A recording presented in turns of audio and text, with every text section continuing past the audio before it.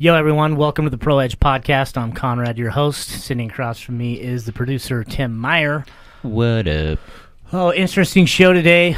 Gabe Monroe, an adventure. We'll go into that. I'll introduce him in a minute. First, I need to discuss our last episode with Dorian Willis. I got some information from an officer that was at the shooting. He had a little bit different version of the story, and in all fairness to Boise police, I wanted to give the details he went over with me in the Facebook Messenger on what was contradicting in the story. The police say that Dorian had a soldering gun that he was brandishing at one point. Also, they mentioned that the reason they took him to St. Al's is because St. Luke's isn't prepared for that type of trauma. The number one trauma center for that type of trauma is St. Al's. I actually vetted that information with a buddy of mine that's a fireman, and he confirmed it. So that's 100%. That's why he was transported to St. Al's. Exactly, yeah. And then the story on the lights on the ambulance being on, there was contradiction there. I kind of chalk it up to when he told us that his ex-girlfriend was basically a crackhead, and that she was the one telling him that. And then we kind of went, were in the reports or not. It's kind of subjective. I would have to lean towards the officers on this one because the credibility of the girlfriend, if I was looking at it from a standpoint of a juror, I wouldn't. So I just tried to be subjective about it. So it sounds like, there was a little bit of misinformation, but to Dorian's credit, I don't know what type of trauma. And I'm not saying anything he told us wasn't true. Everything else seemed to pan out, and the police were very respectful in his story, as was Dorian to them. So both sides were very professional about it. But I don't know if his memory recollection. We know it's one of our flaws as humans. Plus, it was a real traumatic experience, and those were pretty minor details. And he was talking about being in and out of a coma and having dreams.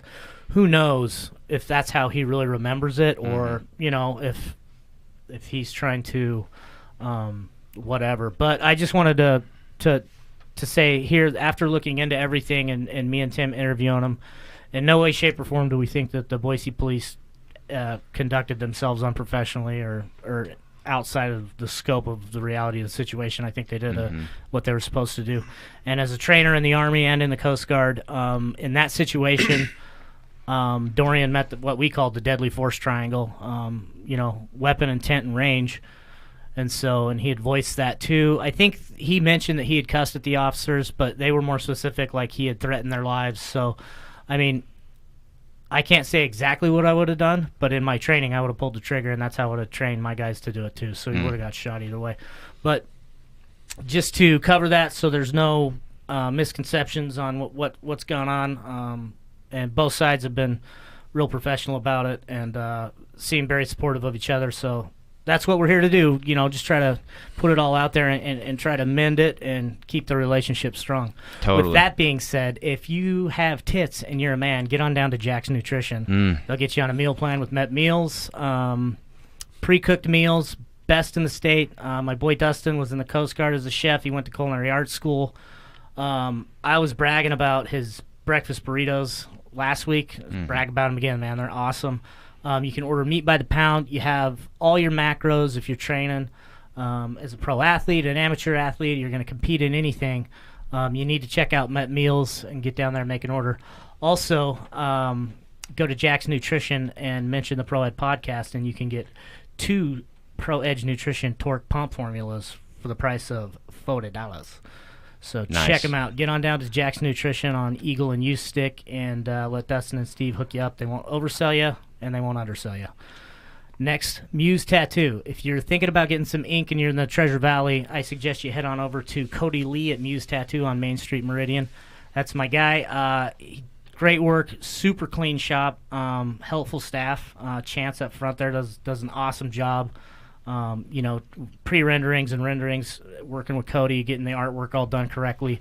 They take their time. They're meticulous. Can't say enough good things about them. So get on down to Muse Tattoo on Main Street, Meridian, and ask for Cody Lee. But be nice. I think he's a purple belt now with Nice. Rhino Jits guys over there. So Good for him. Cool. That's dope.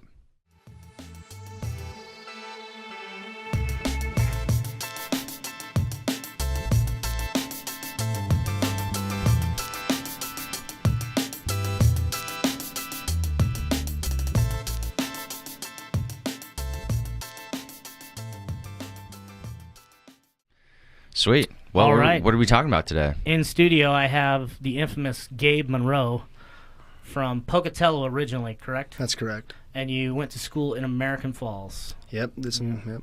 High school. Yeah, there. Gabe was a couple years older than me. You were kind of the man back in high school. I don't remember that. You don't? No. A lot of guys looked up to you. No. And you were on the ski team way back then, right? Well, we didn't have a ski team per se, A club, right? but Pepper I Creek? skied a lot. Yeah. Okay. I skipped as many days as they'd let me. Did we not have ski club at one point? I think we did. But Yeah. it kind of fizzled in and out. Well, I was there. I think Stan Cope kept it alive, as I recall. But Okay, cool. So what got you into the profession you're in now? And if you could just give us a little intro on yourself and what it is you do. well, the history kind of goes like this. I obviously, fell in love with skiing. Learned here in Idaho. Pebble Creek played a big role in that. I started skiing in, I don't know, pretty young age, and then was reading a Powder magazine, probably 15 or 16 years old, and saw a helicopter dropping off a skier on these big, just epic mountain peaks. Mm-hmm. And I kind of shook my head, and I was like, I want to do that. It was amazing. It looked amazing. So it turns out that picture was an advertisement for a heli skiing operation in Canada, Mike Wigley's. So I called the number. I'm sure they didn't expect this, but I said, "Hey, I want to guide for you guys. How do I go about doing this?" And you were 15? 15 or 16 years Right old. on. The lady's like, it was probably a booking office the number went to. She's like, can you hold for a second? And she went and got one of their guides. I'll never forget his name. His name was Derek Frechette. And he actually spent about 2 hours with me on the phone that day. It was a very special experience. I'll never forget it. He gave me a lot of time, a lot of his valuable time, and he just went through the ropes with me, what I would need on my resume, or what they look for in a guide's resume to even be considered, for employment. Now, And is so- Pocatello somewhere you can carve your teeth in that aspect as far as what they're looking for? In tough. some ways, yes. Like you can develop some good skiing skills. You can develop good rope skills, with rock climbing and whatnot. But as far as operating the big mountains, not really. We don't have much terrain nearby. There's good terrain, but there's not a lot of opportunity with the amount of snow, the season duration, stuff like that. So yeah, there's no glaciated terrain either, which is when you start skiing the big mountains and you're in a glaciated environment, your crevasse rescue, glacier travel skills become very important. So yeah, you can get a lot done around southeastern Idaho, but So where do you go for the glacier style stuff? Do you have to go to Alaska for that? Alaska's, simply put, it's like the mecca of heli skiing. It's amazing. It's relatively stable because it's a coastal maritime snowpack. So it's a really awesome place that skiers from all over the world enjoy skiing. It's one of many great places in the world, and it's very glaciated. Can you break that snowpack down for me? So does that just mean there's less chance of an avalanche because of the moisture? For today's purposes, yes. It Okay. comes in wet and heavy, if you will, kind of like a plaster, and so it ends up being more stable. It doesn't mean that there can't be avalanches. In fact, there are avalanches. There's big avalanches up there, but it's typically a more stable snowpack. Whereas, an intermountain, Colorado, for example, it's colder. There's less snow.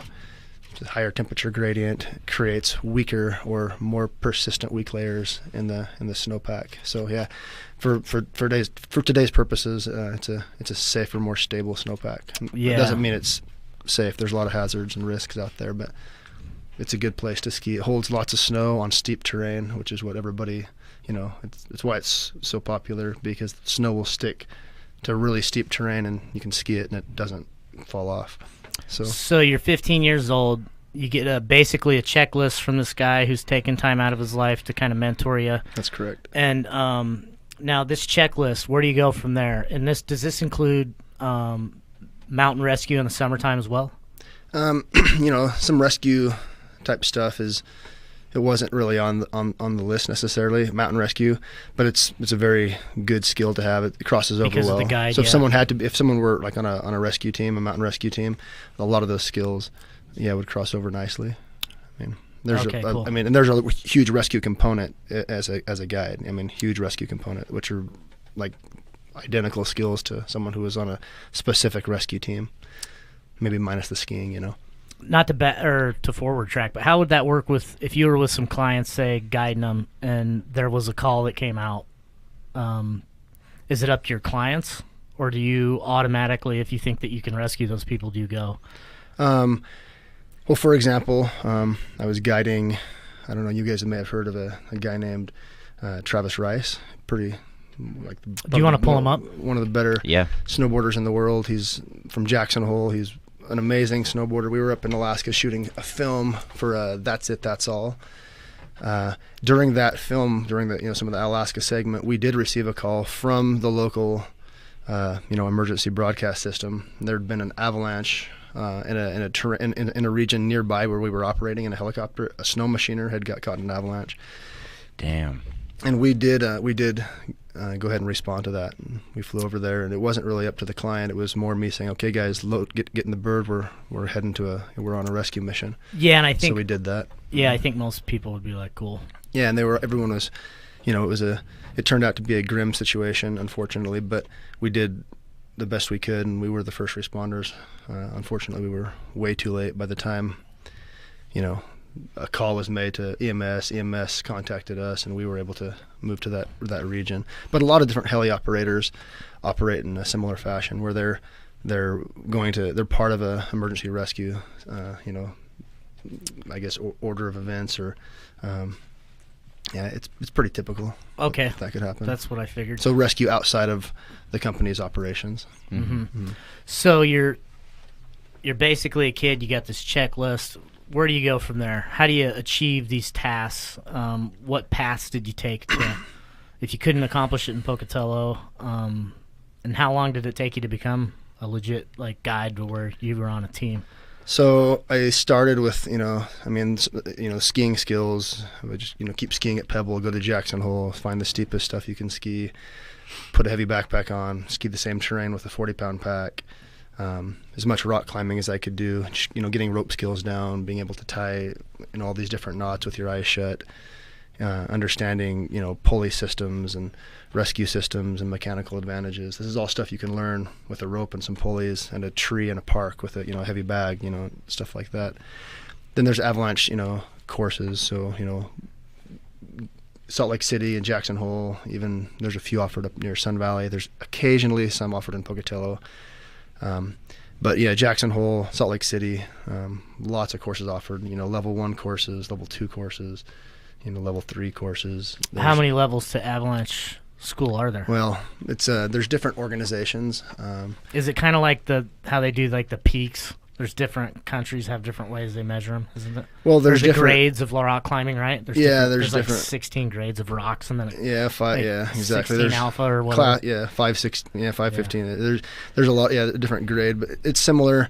We're shooting for good communication, and essentially different countries, they definitely do have different protocols, different training programs, and the U.S. is catching up with Europe and Canada, and the company that I've trained with and done my training through is called E30. It's a great company, but this basically to keep it simple, there's a level 1, level 2, and level 3, and there's some professional forecasting courses you can take beyond that, but that's kind of the way through it. So I went and got my level 1, got my level 2. And this took place over the next few years, backcountry skiing. So you got to get a little bit different ski gear or snowboard gear for those on snowboards. Essentially, it's called randonnée gear. You can put skins, adhesive on the bottom of your skis or your snowboard, a split board, and it allows you to climb uphill in the snow, and your heels kind of break free and you pivot. You have a hinge at your toe, and then when you get to the top of the mountain, you pull the skins off, put them in your backpack, lock your heels down, and now you have an alpine set of skis or snowboard at that point that you can ride down. Interesting. So you got to get new, it's different equipment, same skills, for the most part once you're heading downhill, but it's a great workout on the way uphill. It's excellent workout. You're out in the wilderness. It's great. There's some solitude. How many times do you hike up when you go up and like ski? Like how many times are you going up and down? So it just depends. Depends on the terrain, depends on how much time you have, depends on a number of factors. But you go out and a day touring, you might ski some smaller terrain, you might make 10, 15 laps. If it's some bigger terrain, you might make 3, 4, 5 laps. If it's a big, complex objective with some risks and hazards, you might not even, your goal might be, to summit and ski that peak. That was that was the whole day. That was it, yeah. And then on a helicopter, it's a wholly, totally different story.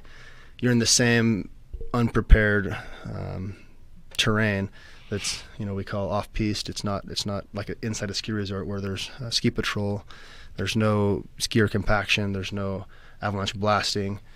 So you're tiptoeing out through the wilderness, and you're so understanding snow and understanding weather patterns, and understanding what creates a stable snowpack and what events in the weather cause surface instabilities or deep instabilities, and then guiding accordingly, knowing terrain, knowing how snow moves, knowing where safe zones are, limiting risk, so one person moving through dangerous zones at a time, and safe zone to safe zone. It's a complex situation, but in a helicopter you're doing it all from the top, and you might ski 10 big peaks a day. So your risk goes up because you have the ability to cover more terrain.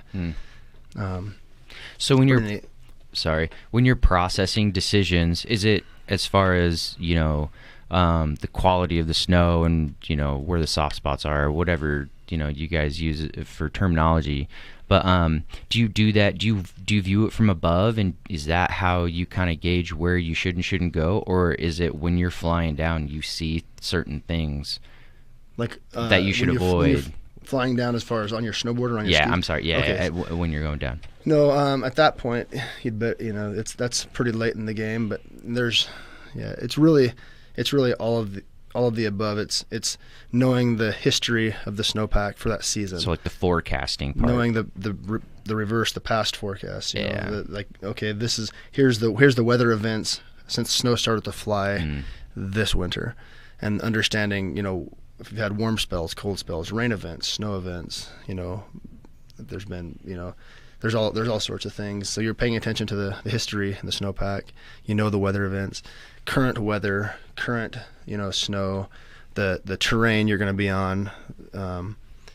There's so many factors. So it's a daily forecast. It's the skier type that you have, the group that you have, the group dynamics.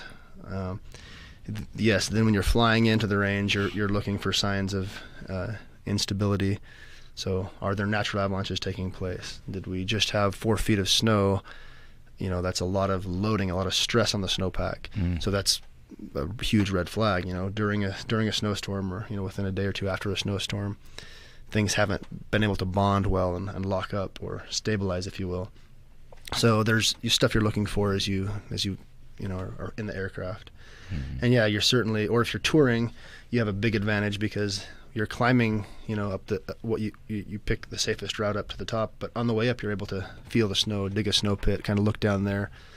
You have a lot more hands-on, and in some ways that's a huge benefit. And I'm just scratching the very surface. Like everything I'm saying should not be used to make decisions out of the backcountry. This is a very short time that we have to discuss very in-depth science. Yeah, so you're very well rounded on it. So what do you do as far as a guide in your business?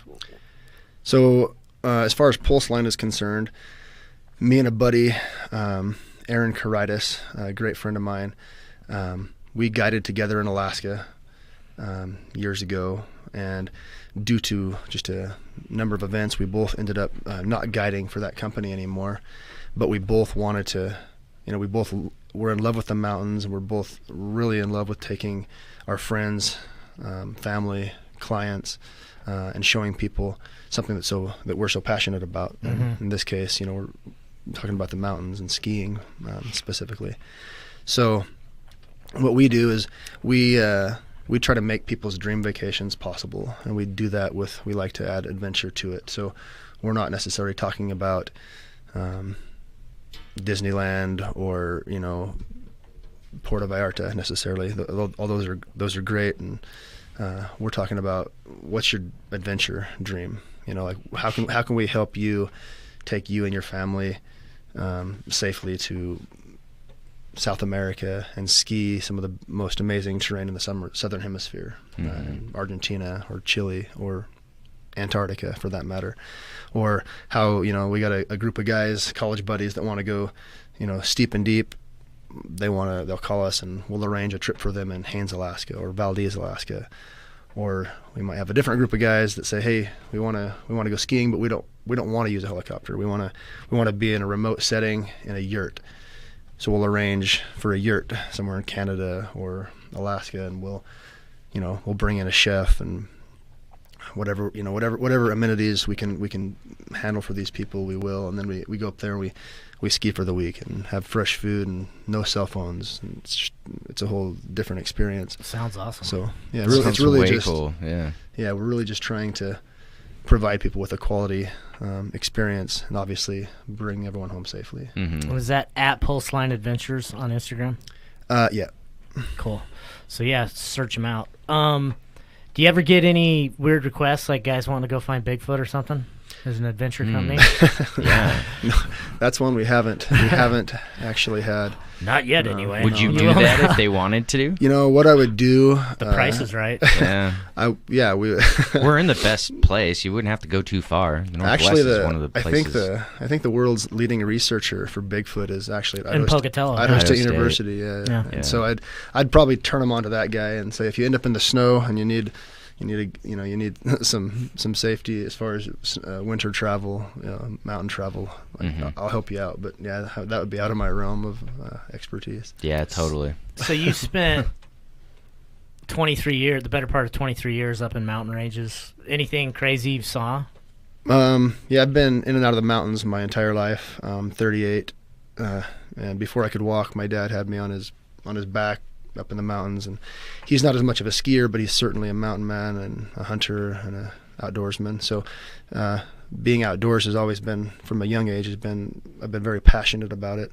And then finding skiing, it enabled me to enjoy the mountains and frankly not have to walk back down them, to be honest with you.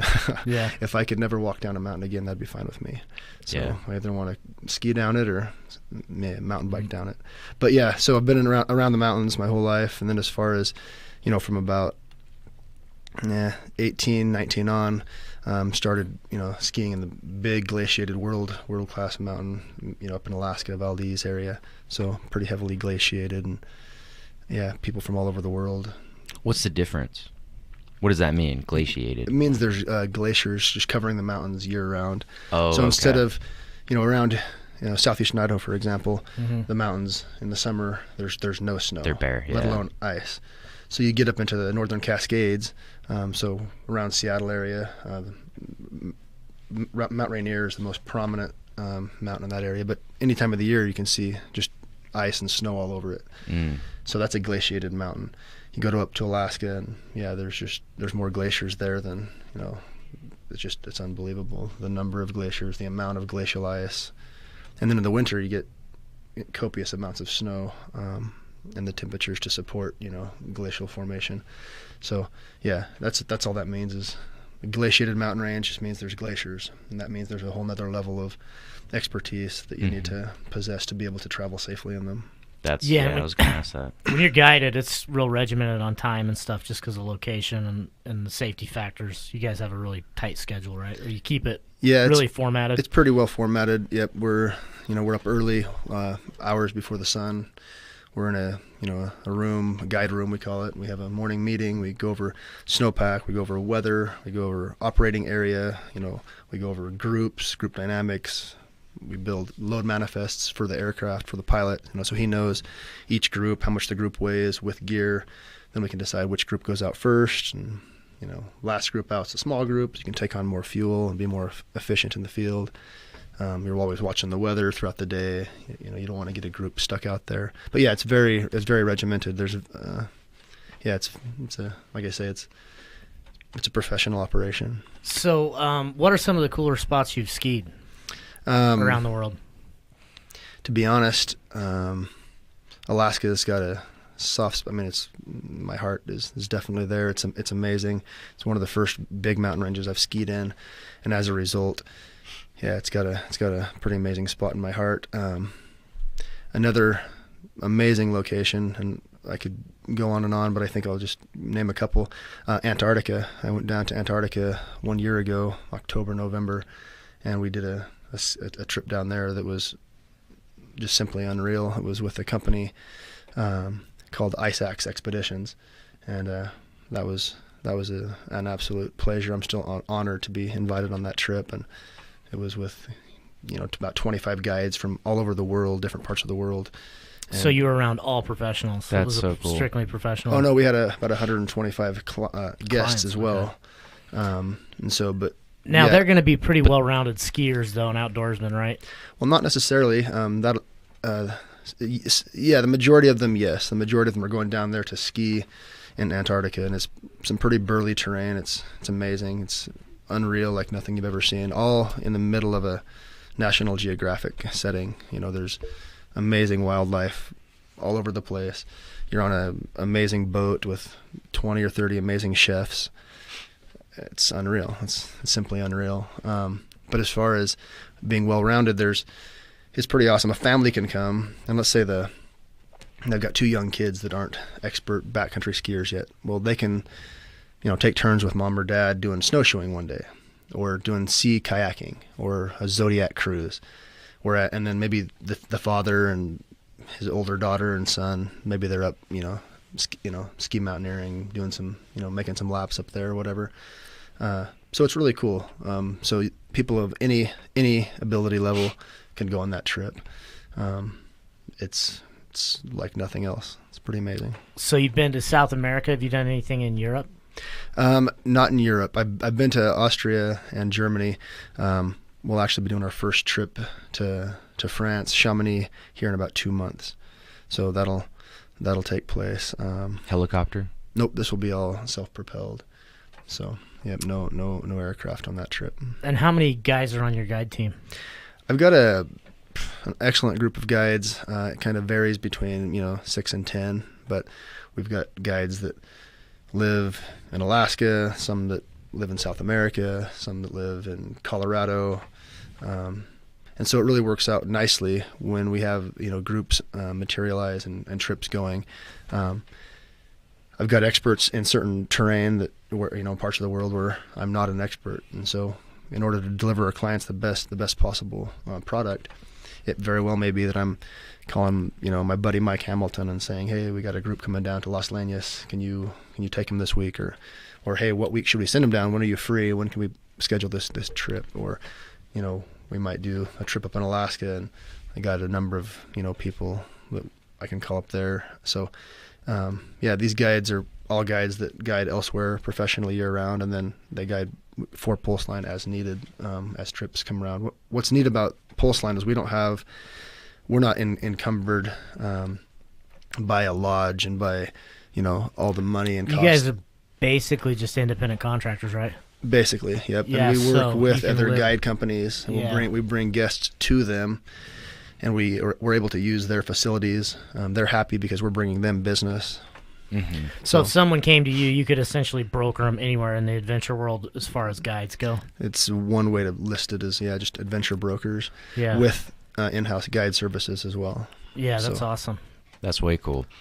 At what elevation do you decide to take the helicopter? Like how high are these peaks that you're... It just depends on the mountain range. It depends on the amount of weight in the helicopter. It depends on the temperature.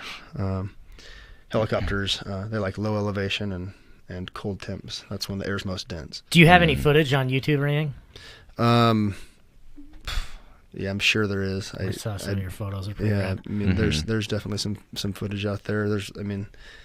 I don't know exactly offhand how to find it. Not worried about it. There's stuff all over from over the years, but Alaska, the mountain ranges there is basically from sea level up to 7,000 feet, coastal range. So it's a pretty big, it's a big mountain range, but pretty low elevation when you consider, mountain ranges down here. We got the highest peak in Idaho is, 12,000 feet, and the valley floor is 4,000 or 5,000 feet, right? Salt Lake's the same. So I don't know. It just depends. But yeah, different helicopters, different aircrafts, the way they're configured, temperature that day. There's a lot of factors as far as the elevation, but yeah. Have you ever had like any time where you were stranded because of weather that you didn't predict, like something just came through and you guys had no idea it was coming?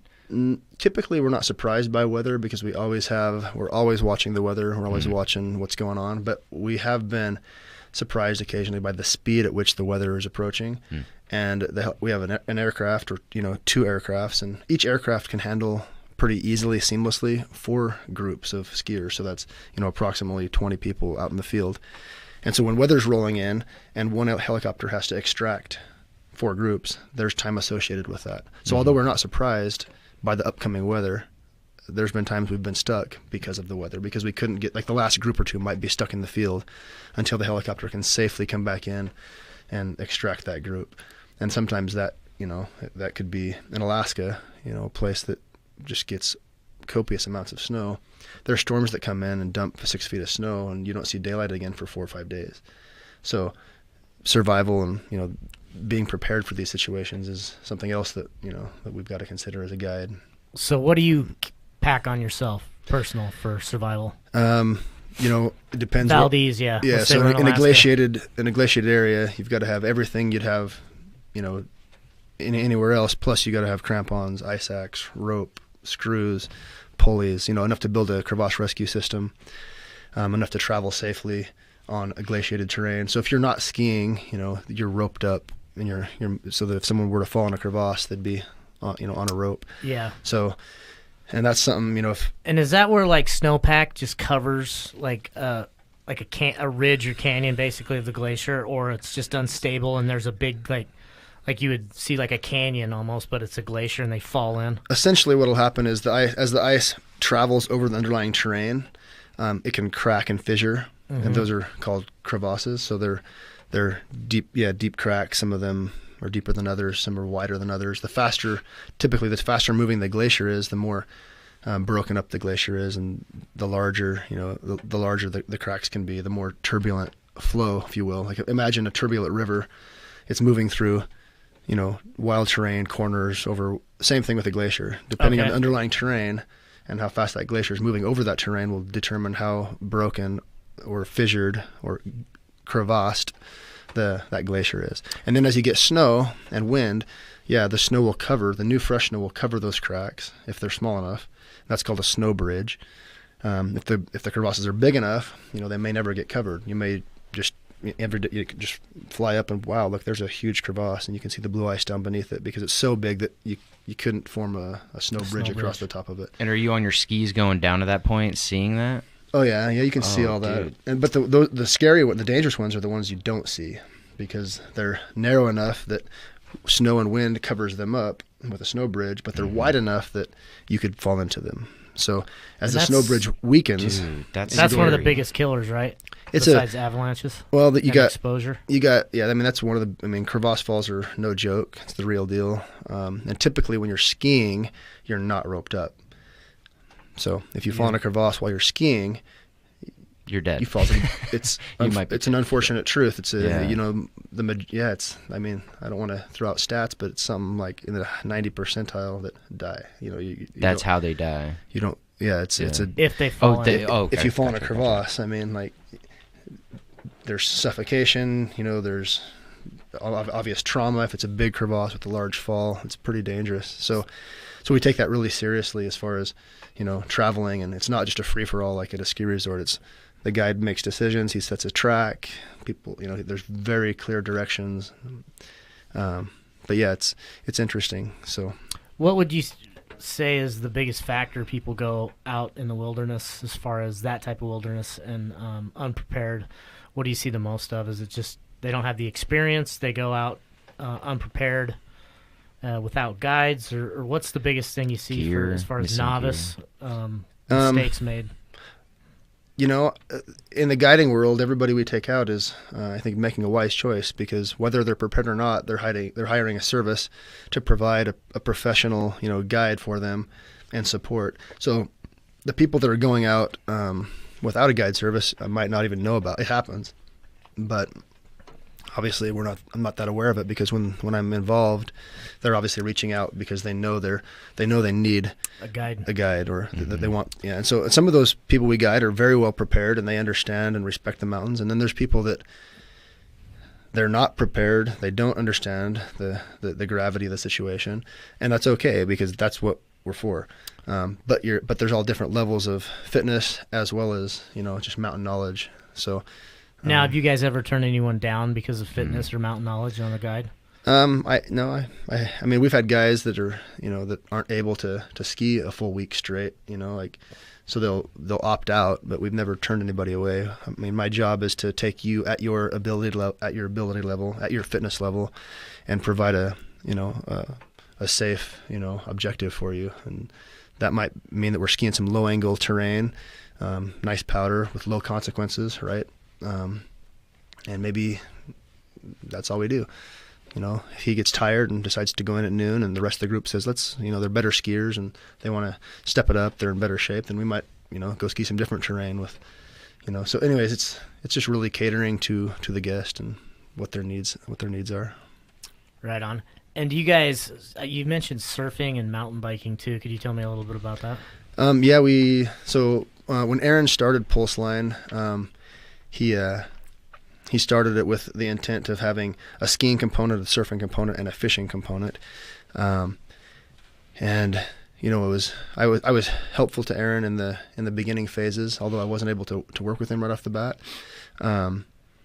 So that's how he designed it. So it was really a 3-part business plan, and so different times of the year, different regions of the world, we could go do deep sea fishing, or surfing or skiing. And so he was successful in doing all those. It was really awesome. It was fun to watch him move forward with that. And then unfortunately, he passed away in an avalanche in Alaska a number of years ago. And it was just a tragedy. One of the most, just charismatic, awesome people I've known, a good friend of mine. And so that's kind of, since then, and I only bring that up to say, since then, to answer your mountain biking question, we're kind of thinking about ways to move forward in a way that would, honor Aaron. And that's, we've talked about mountain biking, we've talked about doing some road biking and some different things that are exciting. So that might be taking a women's group down to South America and road biking through, some of the Argentine vineyards, and doing some wine tasting and fancy eating. Or it might be taking guys on a mountain bike trip to, British Columbia. So we're talking about implementing some new things and that are family friendly, not just extreme. We really want to make sure that we don't turn anybody away. And so I don't know how many times a wife might let her husband go on a awesome ski trip and leave her and the kids at home. It happens all the time. But we want to be the company that can say, hey, we got something planned for you and your family. And by the way, next year when it's just you and the boys, we'll do something different for you. But this year, let's get your kids. Let's make them fall in love with the mountains as well. Or let's let your little girl experience, pulling in a fish, on the Yampa River in Colorado. We got a guide out there that he's the real deal. His name's Andrew Radzavich, and he's a ski guide, he's a fishing guide, and he's a rafting guide. Wow. And so he stays busy year round. So that's kind of what I was getting back to earlier. If I've got some clients that want to do a certain skill, that doesn't mean I'm not doing it. I've got a life, I've got kids, I've got my own things going on, and I ski as much as I can. But my kids come first, my family comes first. But we can take care of the clients because we have a very diverse and a good-sized guide team, multidisciplined. So can you do ski guiding year-round? Absolutely. Okay. Yeah, absolutely. So are there certain seasons in Alaska where you can't ski just because of the weather? People ski there year-round. I mean, it's dark in the winters, so there's less daylight. So it changes things in a big way. There's the winter storm cycles are pretty intense up there. So there's probably less ski guiding going on. The heli season up there really starts in late February, early March, and goes till, March and April are really the bread and butter months. And then by May, the sun's up so long that you're shutting out a lot of the skiable terrain, and your good skiing really kind of heads back to the north. The good winter skiing, I should say, heads back to those north faces. But after that, there's tons of ski mountaineering, and there's, Denali. Have you skied Denali? I have not. Nope, I have not been up there. Now, if a guy wanted to climb Denali, could he go to you and you could get him to the right people? We could get him to the right people. Yep, and we'd go through an approved, guide service that works on Denali. That's not something that we would do ourselves. That's a whole nother issue. That's like preparing for Everest type climbs. These are a little different, much different horses. But I have a ton of people that we put him. Yeah, people came to us. We could easily make the trip happen for them. What about you guys? Don't do mountain climbing? Sorry. We do some mountaineering. Yeah, we do some climbing, but the majority of our work is done ski mountaineering and not in high altitude situations. Yeah, that kind of changes the game up. Yeah, Everest, Denali, things like that. That's a horse of a different color, and right up our alley. But it's not something that we specialize in. It's something that I could easily take people to and arrange. Put them with the right guide or the right guide service. Would Mount Rainier be a good spot for, maybe not a novice, but to start out? Would you guys do that, or would you guide that out too? Because isn't Rainier a good training spot for prepping for a place like Denali? Absolutely. Rainier is it's a great there's a lot of mountaineering going on Rainier. There's good routes, and there's not an easy route on Rainier. Okay, Rainier, I think the most traveled route is the Disappointment Cleaver, and it gets a ton of traffic, but it's very tough. And I think something like 50% of the people who even attempt Rainier, the easiest route, the DC, don't make it. It's a tough route between weather and conditioning, and it's a tough mountain. And then there's extremely difficult routes on Rainier as well, very technical routes. Yeah, so it gets a lot of traffic and year round. I mean, less traffic in the winter, but there's certain mountaineers out there that are pushing the limits, and they're highly trained and highly skilled, and that's when they want to climb. It's obviously harder, but it's nuts. It's a good location. But yes, if you wanted to climb Rainier, there's a couple really good guide services there on Rainier that we could, put you in touch with, or even broker the trip, even join the trip with you. I've taken friends up Rainier numerous times. I've climbed it, summited, I think 7 times. I'm only asking because I'm interested. Yeah. Sounds like fun. It's one of the biggest accomplishments. I mean, like when you get to the top of that mountain, you climbed it. It's unreal. It's a lot of relief there. That mountain goes from 2,000 or 3,000 to 14,410. It's a big climb. Damn, that is a big climb. And I mean, granted, you can drive up to different lodges, Paradise, and start climbing at 6,000 feet or something. But there's other routes around the mountain that start at 2,000, 3,000 feet to 14 with a huge pack. It's a great experience. I advise anyone and everyone to get outside and enjoy what's out there for you. Yep. How high or how long of a climb is that? There's guys that do it. There's guys that can do it in a day or two. There's groups. A lot of the trips are 2 to 4 days, depending on what route and how much. Again, the conditioning level of the guests and the group. So could you break this down for me? Because I had a misconception of it. When you think about like high mountaineering, like Everest and stuff like that, you were talking earlier about the valley floors. Now, a place like Mount Rainier, how much are you actually tracking up? Because that 2 or 3 days, that's a journey, right? Because isn't Everest from the base camp about a 4-day trip or 2-day trip or 3-day trip? Or I'm not actually sure. It's a lot longer than that. I think it's like weeks, actually. Weeks? Like I don't think you go to Everest without spending weeks. I mean the actual months. Climb and descent isn't it similar as far as? As far as I know, yeah, I think it's actually less relief from base camp, but I don't know the elevate. I've never been on Everest. And by less relief, sure. less of a climb, right? Well, it's obviously one of the most difficult climbs in the world. Yeah. And mainly because of elevation and lack of oxygen, but and inclement weather, obviously. But yeah, I don't know the elevation, the relief there. I don't know the elevation between base camp and summit, or how much time it takes to get into the base camp, but it's quite a trek. I know that. I don't know of any groups that go over there for less than a month or 6 weeks. Yeah, So I've watched there was some stuff on it, and I think they have to be at the base camp for a while just to get acclimatized. Yeah. Acclimate. Yeah.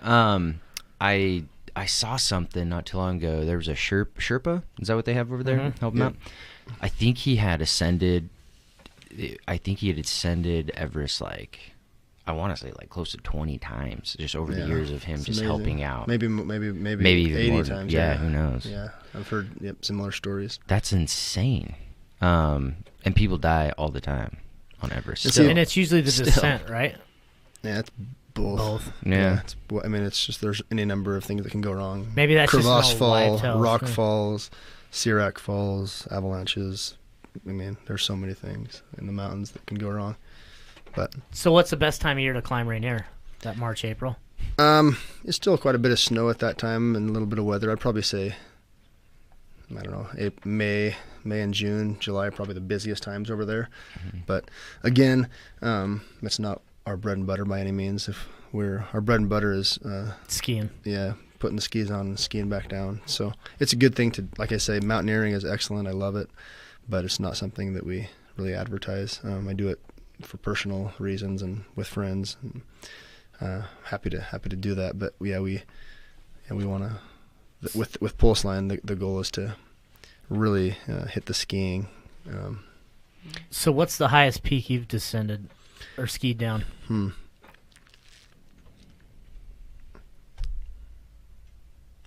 Some of the, let's see. Maybe the most difficult. Oh, they're all difficult. There's technical descents around every corner up in Alaska. But as far as the biggest peak, and then there's the tallest peak, and then there's the largest ski run. They're two different things. The most elevation, like a couple 5,000, 6,000 foot runs, which are pretty darn big. But then you compare it to there's one mountain in Alaska, St. Elias. I think it's 18,000 vertical from the summit to the bottom. 18,000. Wow, and you've skied that? Oh no, I haven't. How long would it take somebody just to ski down that? You could ski down it in a day. Maybe even hours. You can move pretty fast. But a project like that would probably be a week or two. Yeah. Just the safety behind it. The safety behind it. There's a really good movie that was put together. I think it's called St. Elias. And it was pretty amazing. But that's, as far as I know, that's one of the biggest descents in the world, ski descents, from actual summit that's right down to the ocean, I think. Pretty steep grade too. Oh, it's unreal. Yeah. Tons of hazards, and it's pretty amazing. It was fun to watch. So have you ever gotten off the bird in some snow and got down a little ways and something was hairy, something was wrong with the snow, and had to readjust? Oh yeah, it's part of all the time. There's been times when I've decided that it wasn't something I wanted to risk myself or my guest, and we've called the helicopter back and picked us up and flew somewhere else. There's been other times we've been, had a plan A and get down there and decide, you know what, I don't like it, guys. We're going to do plan B, and that's ski this ridge down here, low angle ridge, instead of this nice face. So you guys plan out different routes just in case something doesn't quite add up, or if you don't expect something? You can't always, there's not always that option, but the goal would be to make decisions that are, limiting and hopefully, reducing risk to a point where you're comfortable with it. So you almost ski it in phase lines? Yeah, safe zone to safe zone is what it depends on the route. Sometimes it's safer to ski the whole thing top to bottom if you can, have a visual.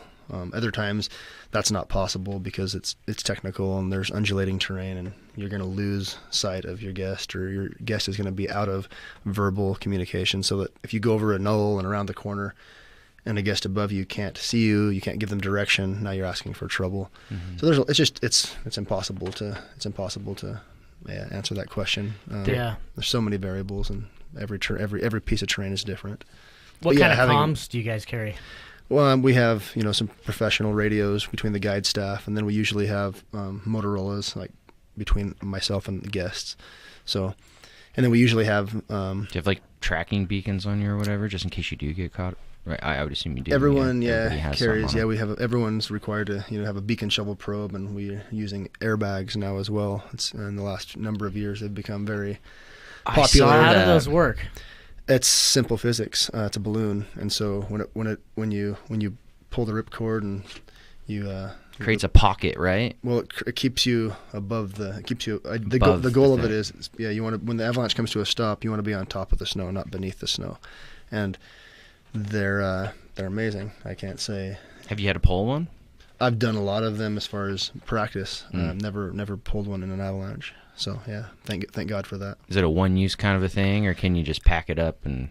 The canisters used to all be one use, like it's a compressed air or a compressed nitrogen bottle, and those are one use. You can refill them, but it's one use on the slope. Black Diamond came out recently with a product called Jet Force. It's battery operated, and that one you can get two or three pulls out of it. It's a little heavier system, but it's a great system. So that one is the only one on the market I know of that you can get multiple uses out of. And I would just say this: if you're pulling your airbag 3 times in a day, something else has gone very wrong. Yeah. There's an issue, and all avalanche safety equipment, beacon shovel probe, airbag, helmet, anything like that causes you to ski terrain that you wouldn't ski without it, is you're making a poor choice. This stuff is there for rescue purposes only. It should not affect your decision making. And I can't stress that enough to anyone listening. If you want to get interested in backcountry skiing, having the gear is not enough. Next, you need to know how to use the gear and travel with other people who know how to use the gear. Otherwise, it's still useless. And beyond that, if your gear is causing you to make decisions that you wouldn't make otherwise, if it's giving you a false sense of confidence, you need to reevaluate what's going on, because your life and the life of your friends and those with you, everyone else, is more important than that ski run or that day out. So it's a big part. And how much food and water do you carry on you for a normal trip? As far as like if you're going on a heli trip, I got a bottle, a good sized Nalgene or Yeti, little insulated thing, or and maybe some snacks, jerky. If you're doing a longer trip, like a yurt trip, we'll fly in, or food. Yeah, exactly. So it just depends. Day trip, you're not carrying that much. We even have food in the aircraft. So when you do the yurts, that's kind of like your base camp, and then you guys either helo or track out from there. Yep. Well, typically we'll get you'll either fly in with an aircraft, or you'll, some guys will take snow machines in, some guys will ski tour in. No matter what, you have a base camp, and then from there you ski usually daily routes that are nearby, and then you're back there every night for lunch or for dinner or whatever. But so I was watching a video a couple weeks ago, and it was a girl. She was snowboarding, and she had her headphones in, and she had a selfie cam with her GoPro. And she's sitting there rocking out. She straps in, and right when she starts downhill, she's filming herself on a selfie. And as she's rocking out, you see a grizzly bear just come over the peak, and it starts chasing her. Yeah. And it's like it's gaining speed coming downhill, and it chases her for a solid I'd say at least a couple 100 yards. She has no idea that this giant bear is chasing after her. Yeah, it kind of makes you not want to go ski or snowboard in the backcountry. Well, British Columbia. Have you ever had anything like that before? I question whether or not that's accurate. Whether that I don't really know real? if it's real. Or I can not. pull it up real quick. And we can watch it. I think I know what you've seen, but it's. I was just wondering if because I would assume that something like that would probably take circulate. us to the footage. I've seen it. It went viral. So you have seen it? I'm positive. Yeah. I gotta see this too. I want to see this bullshit. Yeah, girl snowboarding. Yeah, no, it's got a lot of comments on it. I watch some of those stuff come up on YouTube. That's not something that we images. deal with often. Yeah, Yeah, right here. Yeah, what's it got, 20 million views or something? Probably. I saw it when it had only a few thousand. Somebody sent it to me a few weeks ago when it first came out. 10 million views. Oh, maybe not. Maybe no, never mind then. Maybe they sent me a different link. Somebody probably stole it. Just repost Hopefully we it. don't make YouTube's naughty list for this. We won't. That's all right. I'll just turn it off on. Oh, Yeah. doesn't matter.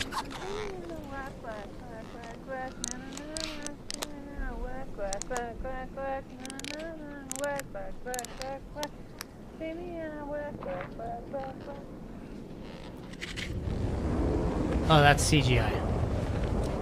No? I don't know. Watch this. Looks pretty real, dude. You hear it.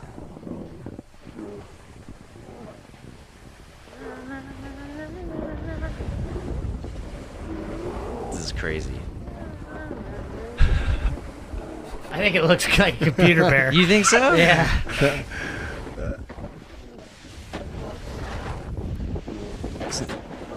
It might be. Yeah. You Yeah, think it is there's no real? way, dude. I saw it on my phone. It's never been something that scared me from going to the mountains. I'll put it that way. And just kind of like gives up. Just like, all right, dude, peace out. I don't know. They did a pretty good job, if that's the case. Because I mean, you see the cloud going up behind, or I mean, the snow going up behind her. I'm just super it was suspect on good something job like if that. that's the case. So I mean, first off, how would somebody like her, or who would have put that out? This is posted by like some random chick, right? Right, Like, but you how can would ma- she be able to do that? You could make some money doing it if you stage it. Crazy. I'm sure they Maybe. did. With 10 million views? Mm-hmm. Yeah, they might have made a couple bucks. That's what I'll watch those stupid the top 5 videos, like scariest, like when all those clowns. I'm like, that's Yeah. obviously just a fat guy in a clown suit who needs a girlfriend. Why are you even showing this? The clown sightings. I beat a clown's ass. There was some in Boise. You talking about those clowns that got all dressed up and were freaking everybody out? Yeah. Yeah, Yeah. but I'll watch some of those things on real or fake, and it's like, oh god. Yeah, you never know. Yeah. British Columbia are having a problem with bears right now, ain't they?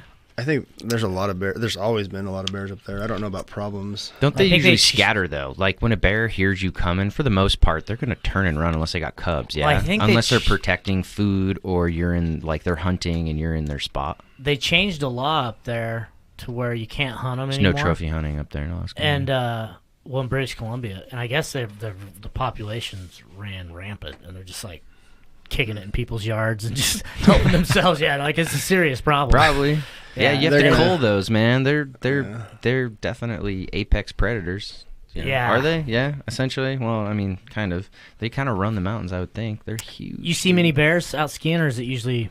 I guess if it's So not wintertime. Alaska in the spring, we occasionally will see, a bear out there, and there'll be a mountain goat or something that's caught in an avalanche over the winter and kind of preserved there in the avalanche debris. And so we'll see a bear rummaging around through some avalanche debris, finding a mountain goat that was killed that winter. And it's definitely a humbling experience.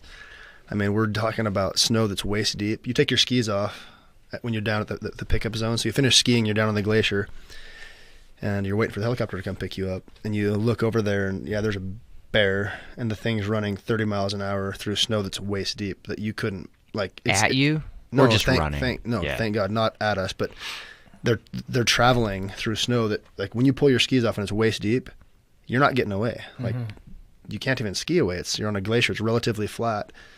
So it's a humbling experience to see a bear, but we've never had never had an encounter. But yeah, I've seen numerous bears. You carry mason stuff.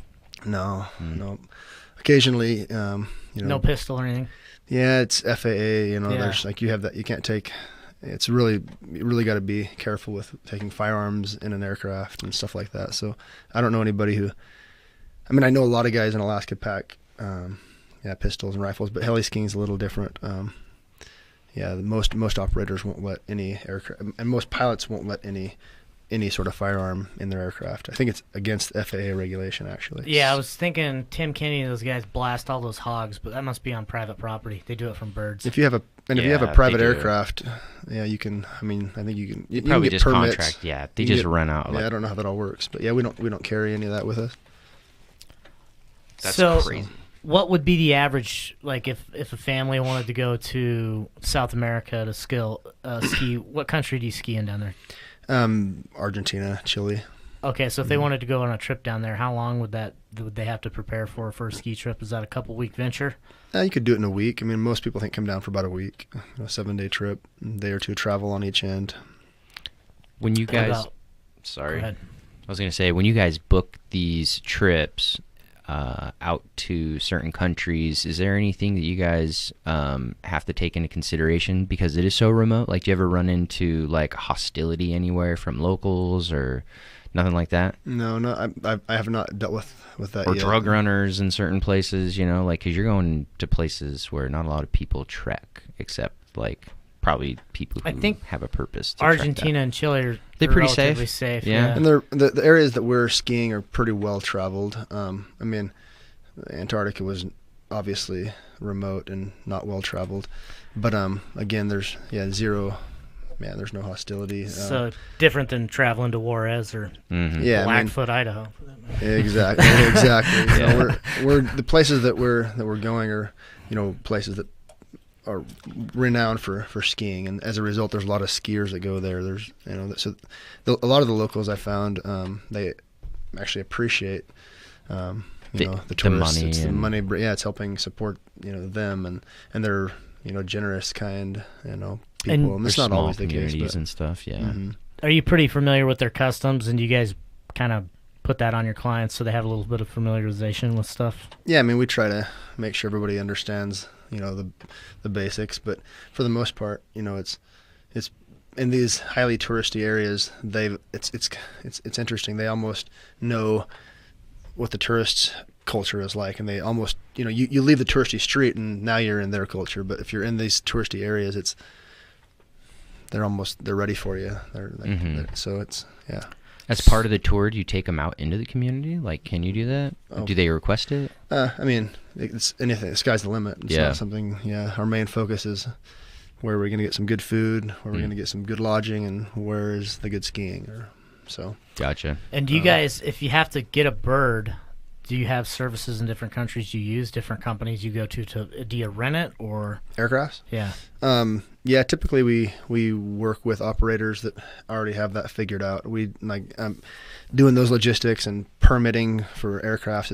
It's like a big project, and it's well beyond what we do. We don't do that. So you basically hire a service. For example, we'll go to Haines, Alaska, and we'll work with Seba.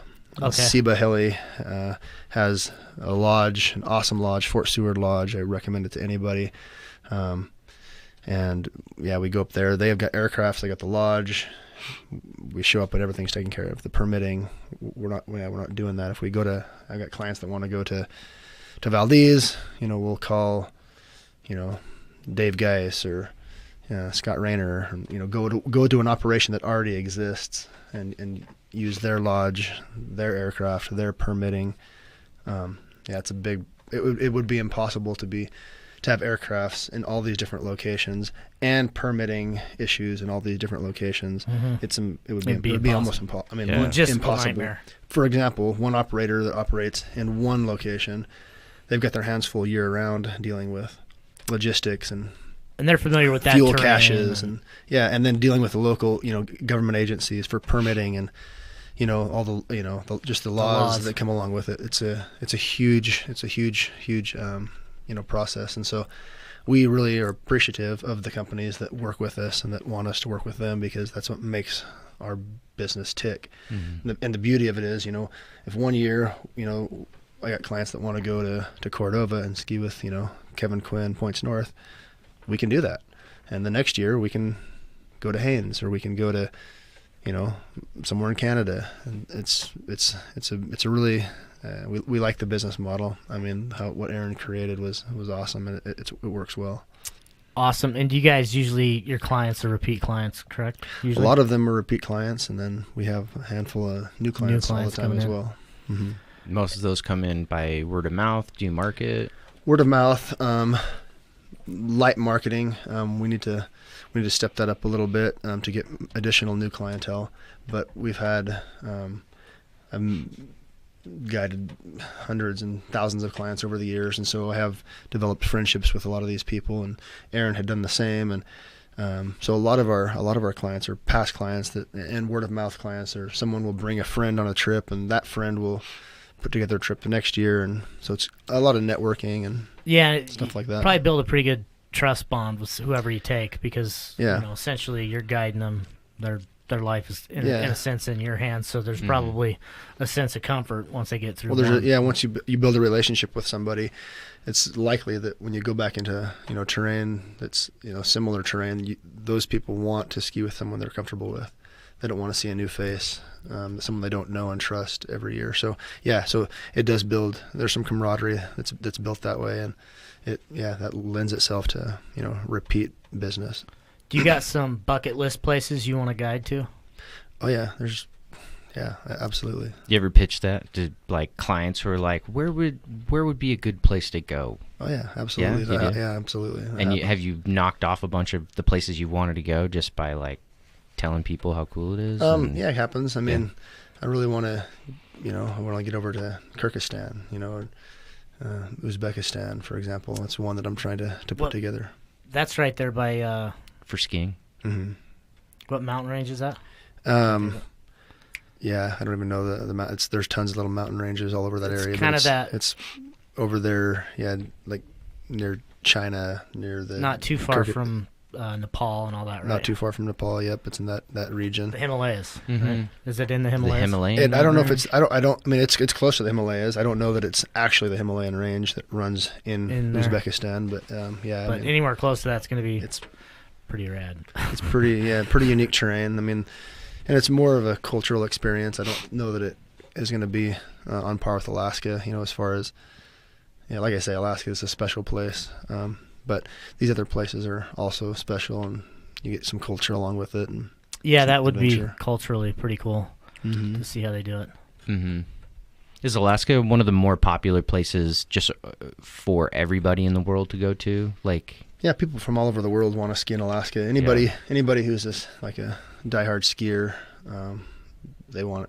Alaska's on their list. Mm-hmm. And once you've skied Alaska, people might want to try other places. And then you got people that are in love with Alaska, and they go there every year. Every year they're in Alaska. What are some of the hot spots besides Alaska?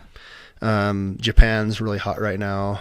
That'd be a cool trip. That'd be an awesome trip. Yeah, Europe's been awesome since the beginning, since the birth of skiing, right? And you're going to do your first trek to France here soon? Yeah, yep. I'm excited for that. What's the mountain? We'll be in Chamonix, the town of Chamonix, and there's a pretty extensive, lift service system there with awesome opportunity. Las Leñas, Chile is another place. I mean, there's lots of, Kashmir. There's places to ski in. I mean, you name it. It depends on the time of the year. But would you go to the Alps? Russia, the Alps. Australia. Yeah, it's just. I mean, there's really good skiing all over the place. There's good skiing right here. Targhee last weekend was epic. Crazy. Yeah. So, how about like snow biking? Do you ever do any of that? Have you seen those? I don't even know if they're like mountain bikes that are. I've never done it. But the owner, I'm familiar with it. Oh, are you talking like snow biking, like the motorbikes? No, or like the just pedal bikes. Like the pedal bikes. Yeah. Okay, so the owner of Ice Axe Expeditions, Doug Stoop, he took one to the South Pole. I've seen some of the footage on that. That looked pretty awesome. He's a true adventurer, but I've never done it. But it looks pretty cool. I know people, they're buying them so they can ride their bikes in the winter. Exactly. Just even around here. But yeah, I've never got into it. That's cool. Well, you can incorporate that, I guess, if you're getting biking into the mix, right? Yeah, you never know. I mean, I want to really keep the skiing's kind of the bread and butter. Yeah. During the winter, like I'm not gonna go biking when I could go skiing. Yeah. But yeah, that makes sense. Do you snowboard at all, or just strictly ski? Yeah, I know how to snowboard, but you'd have to pay me to do it. Yeah. No, I wonder because I'm just not as good. Like, frankly, I'm not that good of a snowboarder. I can make it down like a groomed run on in a resort if you pay me. Yeah. But I'm certainly not going to do any guiding or any. I'm not that good a snowboarder. Well, we were kind of in that generation where skiing took a big hit to the X Games and to snowboarders and stuff like that. I think snowboarding. And I skied. Yeah. I never liked the snowboarding. I think snowboarding did a lot of good things for our industry. Yeah. Eyes on it. Yeah, and I just don't. But I'm just a better skier. I have nothing against snowboarders. Mm-hmm. I've got some great friends that are snowboarders, and they have their own issues. They're snowboarders, you can't blame them. But Yeah. just kidding. No, they're good guys. Yeah, a buddy of mine. I know a couple of good guides that are snowboarders, and sometimes you'll get people that are snowboarders that want a snowboard guide, and so yeah, we can cater to that as well. So it's pretty neat. So some of your guides just board. Yeah. That's awesome. Mm-hmm. What downriver stuff do you guys? You said that you could broker something that out. Like, is there something that like an adventure package someone could put together, like a 1 month run where they do skiing, like downhill or down water, and do some surfing too? Because you do river surfing as well, right? And you do that right here in Idaho. I don't. We haven't done any. Lake surfing. So yeah, I mean, we can. If you got somebody who wants to fly out to Idaho and surf with the sawtooths in the background, we could make that happen. Yeah, behind a surf boat. But it's once you're on the wave and you're riding it, it's surfing. Yeah. It's just it's a manufactured wave, but you surf it. It's pretty neat. I'd love to do that because I surfed when I was in the Coast Guard before I went in the Army, and I was always terrified of sharks. Oh yeah. By terrified, I mean like a little bitch. Me and my buddy Steve Chopek, he grew up in Daytona Beach. We were surfing in Fernandina Beach, Florida one day, and it was just out there, and porpoise had come up next to it. I didn't know what it was at the time, but like came out like literally right next to pushed my board over, and Steve said he'd never seen someone swim that fast in his life. I thought I could have swore to God it was a shark, and I didn't go back in the water that day. I would have too. I would have freaked out, man. I'm deathly afraid of them. I was gonna say it's not a good feeling when you realize you're just a piece of meat. Yeah. Yeah. You're the bottom of the food chain in the water. But on a lake, where all you got to worry about some asshole on a boat. Yeah. Yeah, I mean it's pretty chill. Yeah. It's like you're getting this like beach vibe and beach chill in a mountain lake. Mm-hmm. So it's cool. But yeah, then there's guys that want to go to Costa Rica or Indonesia and ski some of the surf some of the best waves in the world. There's that option as well. And I'm not like an excellent surfer, but I enjoy it. I enjoy it a lot. I'm just not excellent. So we have surf guides, Mm-hmm. Yeah, guys that live in Huntington Beach, California, and they surf. They're medically trained and surf instructors, surf guides, and so. Yeah, like I say, if somebody wanted to do a trip like that where you're skiing for a week and then, maybe surfing for a week and then the last week you're just chilling and fishing or a bike trip, yeah, it's just a matter of dreaming it up, and then we can go to town, putting the logistics together to make it work. Like the Amazon, that'd be sweet to awesome. Go fish the Amazon. Because I didn't even know like places like this spots. really existed. I think you kind of have a concept that they do, but not like I could go to you and plan a trip right in Pocatello, Idaho, anywhere in the world. Absolutely. That's pretty neat. So. Absolutely. And with technology, it's like we talk to people from, literally like phone calls and emails from people all over the world. And I don't even have to be in Idaho to use your services. That's right. In fact, we do very little in Idaho. I mean, most of the stuff that we do is at these areas in the world where, the peak of these sports, where we can deliver a high quality product, both, with the culture, the safety, and the sport, of choice. Excellent. And so, you guys, if you go to Antarctica, what does that entail compared to like a normal trip? Because isn't the weather much more extreme? And again, that's when you choose the time of the year to go down there. Antarctica, it's no joke. And the weather, it's brutal cold. Getting there is a journey. That trip entails essentially flying to, Argentina and getting down to Ushuaia. It's the southernmost city in Argentina, down at the tip, on the southern tip of South America. And then from there you get on a boat, a big ship, and that ship sails from there down to the Antarctic Peninsula, and then you ski. So, what civilization or station is there that you guys sail into? Because there's a couple different countries there, or is there anything? No, well, there's different research stations down in Antarctica, but we're not. Do you guys anchor and then? We anchor in all different places. Like we'll decide where we're going to ski the next day, and then the night before we'll sail to that bay that and put down anchor. In the morning, you wake up and guides get together and have a meeting and decide on routes and talk about hazards that were found last year and things like that. And then you go ski that area. Then you load up. You're eating dinner. The captain takes the boat and travels to a new location, and that's decided by based on weather, skiing conditions, and Doug's the owner of Ice Axe Expeditions. He makes a lot of those decisions. So when you drop anchor, you guys get on smaller craft and go in, and the mountain ranges are right there. Yeah, you're just docked right. You're out a ways. Wherever the boat captain feels safe, and then off the top of the boat there's a boom and a bunch of Zodiacs. So you boom down, crane down a bunch of Zodiac rafts, and on the ship there's an expedition crew that mans, that kind of takes the ship and makes it all run. And that expedition crew, they offload all of us skiers and guides. We get on their boats, they take us over to the coast, right to the water's edge, and they're Zodiacs, little military grade Zodiacs. We all hop out with our skis and we start doing our thing. And then we come back down, we radio, hey, this is Gabe's group. I need a Zodiac for my group. We're coming back in for lunch, or we're coming back in for the day. And then you jump on the boat. Zodiac takes you back out to the bay. You climb up a ladder and you're back on the ship, and 5-star meal waiting for you. That's cool. Was there any fishing involved on that at all? Nope. Since you were on a ship? No fishing. Nothing. It was a lot of just viewing the wildlife and learning about the wildlife. We had a marine biologist on board. We had historians on board. So it was very educational.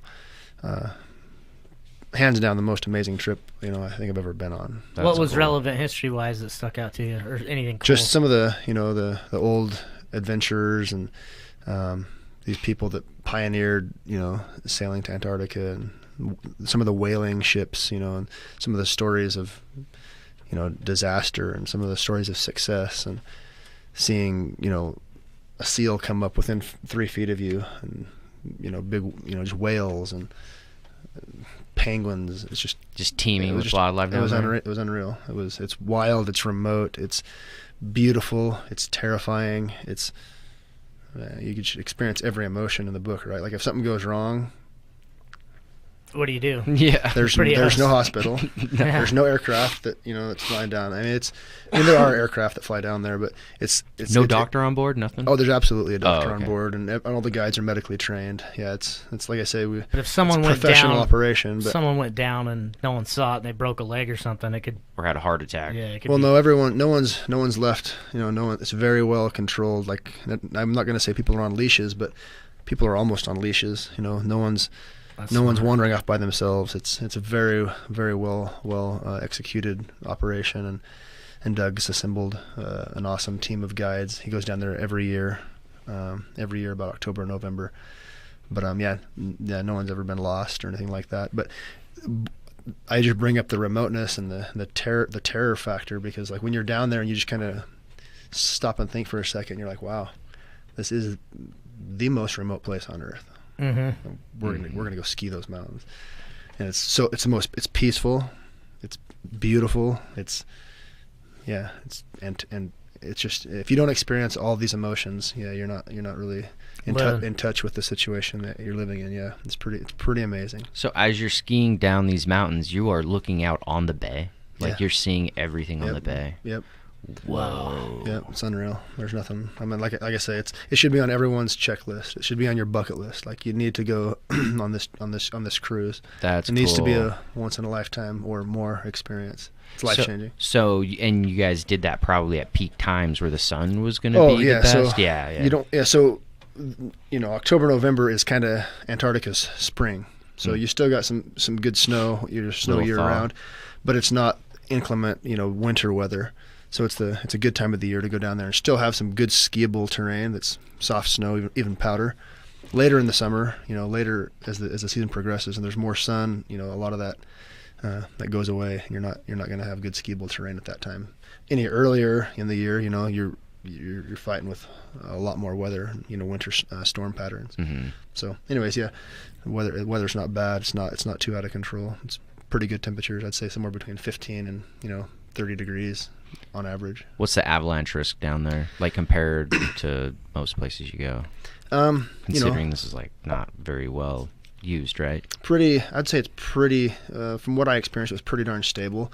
But you might have some surface layer instabilities like wind slabs and little things on the surface. But the snowpack seemed to be pretty consolidated. And I've only been once, so there's certainly people with a lot more experience on that continent than me.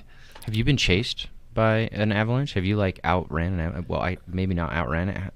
I've seen some people who've survived. You know, you get online and you see people who cut, left or right, and they're surviving. And that's part of what we talk about as guides is, okay, guys, like if you're skiing and you're caught in an avalanche, here's what you do.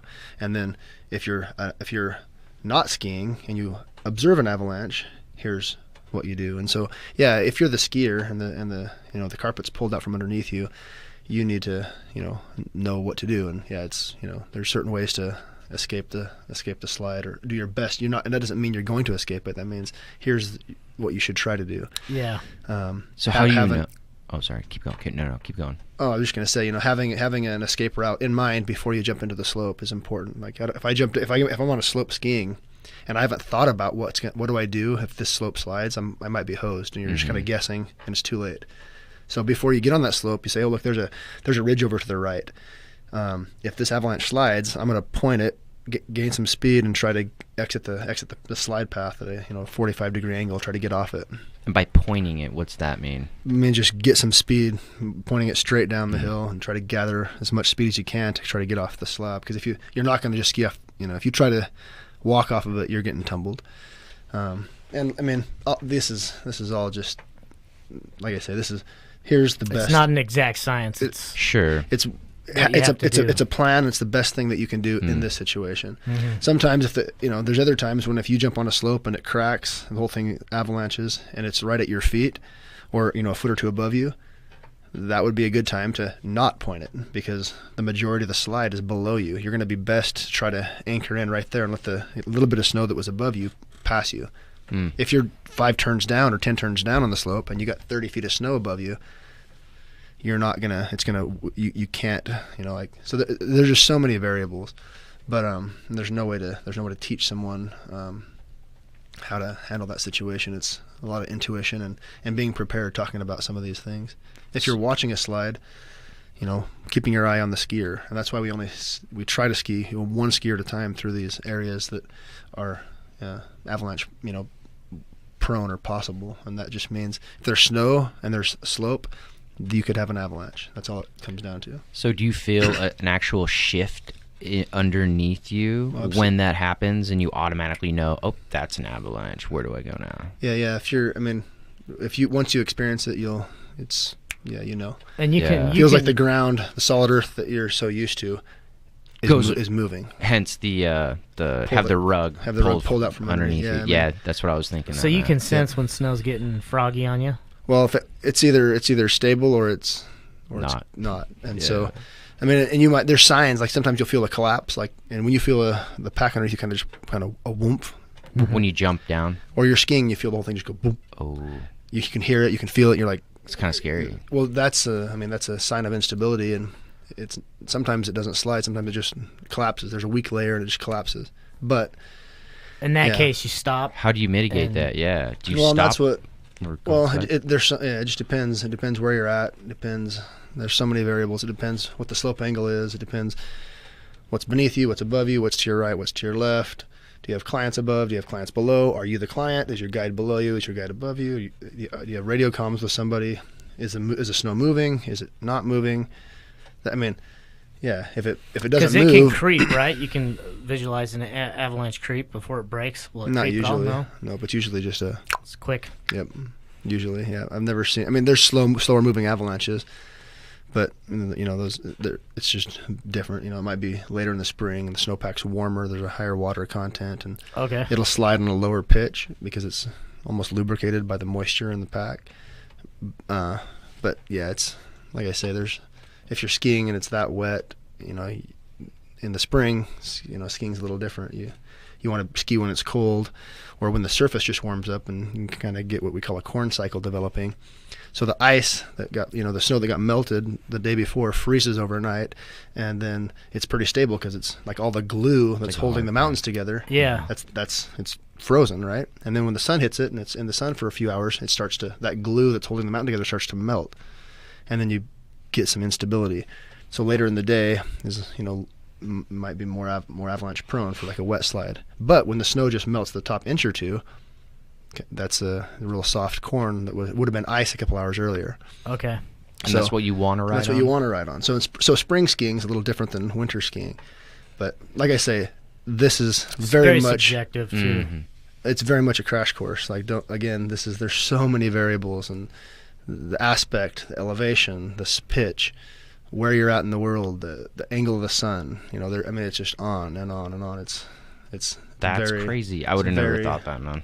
Yeah, I would have never thought so much. Is it north facing? Is it south facing? Is it east or is it west? Is it 9 a.m.? Is it 10 a.m.? Is it convex or is it concave? Is it, it's there's. And that's all going to determine the decisions that your guide makes to keep you safe or to provide you the best skiing. Like if I take my clients and ski down ice at 9 a.m., they're all going to hate me. Yeah. Versus if I wait till 10 a.m. and the sun just hit it at 9 a.m., by 10 a.m. or by 11 a.m., maybe that same run is like skiing peanut butter, and they love me. Or I take them, in Alaska in April, and we ski something that's, let's say something that's west facing, and it's sun crusted because the day before the sun melted it and then it froze the night. Now they're skiing ice breakable crust. They hate me. Somebody could break a knee, blow an ACL. Or I take them on a north facing slope and it's still winter powder. They love me. So there's a lot of decision making and understanding, like I say, the weather, the aspect, elevation.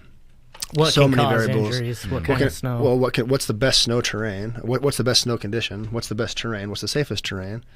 And then all those things lead to a happy and safe trip, injury free. So. Well, I'm it's sold. Interesting. Yeah, that's your dope, man. shit. Yeah, totally. That's why you are a tour guide owner. Well, again, everything I've said. Surface level. Surface level. No decision should be made based off what we've talked about today. Yeah, if you find yourself up in the Alps trying to go off his advice, you're taking a wrong turn somewhere. You are not educated. This is if anything, I want to get you interested in playing outside. And if given the opportunity, I'd love to, show you around areas that I'm passionate about. Yeah, well, hopefully some of our subscribers around the world and listeners can seek you out. They can always email the podcast. We'll go over that. You got anything, any shout-outs you want to add to? And where can they find you guys?